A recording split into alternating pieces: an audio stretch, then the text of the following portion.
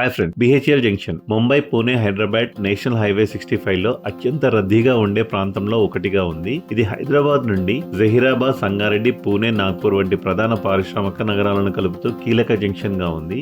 ముఖ్యంగా బిహెచ్ఎల్, పటాన్ చెరువు, చందనగర్, మియాపూర్ పరిసరాలలో పెద్ద సంఖ్యలో పరిశ్రమలు ఉన్నందున ఈ మార్గంపై నిత్యం వేలాది వాణిజ్య ప్రయాణిక వాహనాలు ప్రయాణిస్తాయి. ఈ మార్గంలోని ట్రాఫిక్ సమస్యలు కొంతకాలంగా వాహనదారులను తీవ్ర ఇబ్బందులకు గురిచేస్తున్నాయి. పీక్ అవర్స్ లో 2 కిలోమీటర్ల దూరాన్ని కదిలేందుకు కనీసం 10 నుంచి 15 నిమిషాలు పడుతుంది. లారీలు, బస్సులు, కార్లు, ద్విచక్ర వాహనాలు అంతా కలిసి రహదారిని నిత్యం రద్దీగా మారుస్తున్నాయి. ముఖ్యంగా హైదరాబాద్ నగర పరిధి పెరుగుతున్న కొద్దీ ఈ హైవేపై రవాణా భారం మరింత పెరుగుతుంది. ఈ సమస్యలను పరిష్కరించేందుకు బిహెచ్ఎల్ జంక్షన్ వద్ద 1.65 కిలోమీటర్ల పొడవైన 6 లైన్ల ఫ్లైఓవర్ నిర్మించారు. ఈ ఫ్లైఓవర్ ను 2022 అక్టోబర్ లో ప్రారంభించి 2024 అక్టోబర్ నాటికి పూర్తి చేయాలని లక్ష్యంగా పెట్టుకున్నారు. అయితే కొన్ని కారణాల వల్ల పనులు ఆలస్యం కావడంతో ఫిబ్రవరి 28, 2025 వాహన రాకపోకలకు తెరిచారు. ఈ ఫ్లైఓవర్ బిహెచ్ఎల్ జంక్షన్ వద్ద ట్రాఫిక్ జామ్ ని పూర్తిగా తగ్గించడంతో పాటు హైదరాబాద్ నగరం నుండి పటాన్ చెరువు, సంగారెడ్డి, జహీరాబాద్ వైపు వెళ్లే ప్రయాణికులకు ప్రయోజనం కలుగుతుంది.